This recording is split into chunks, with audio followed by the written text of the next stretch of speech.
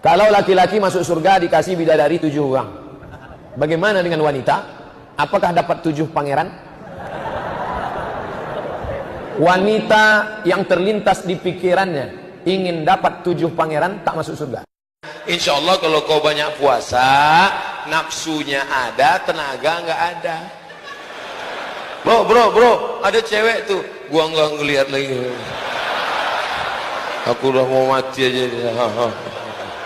Ustadz, bagaimana cara menghadapi istri yang baper? Apa baper? Hah? Bawa perasaan? Bawa orang zaman dulu, jadi cuma.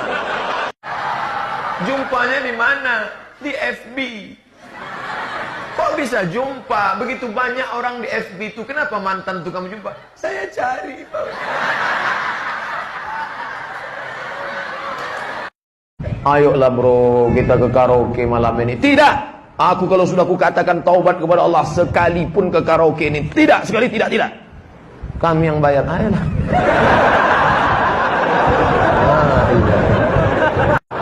Jangan lagi foto gini. Perempuan-perempuan jangan lagi berfoto begini. Banyak saya tengok asal foto. Dia tak tahu ini artinya apa. Jadikan aku yang kedua. Apakah nikah muda itu salah? Nikah muda bagus. Saya menyesal nikah udah tua. Kalau tahulah saya nikah muda itu baik, begitu habis sunat nikah langsung.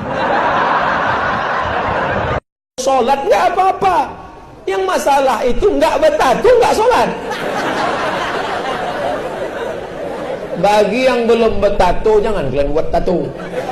Yang sudah sempat buat tato, biarkan aja. Ini Sekali tidak, jangan keluar. Melangkah kau dari rumah ini selangkah, tak kuakui kau anak dunia. Masuk dalam. Sebentar aja Pak. Tidak. Nanti kami belikan bapak mie ayam. Apa lah?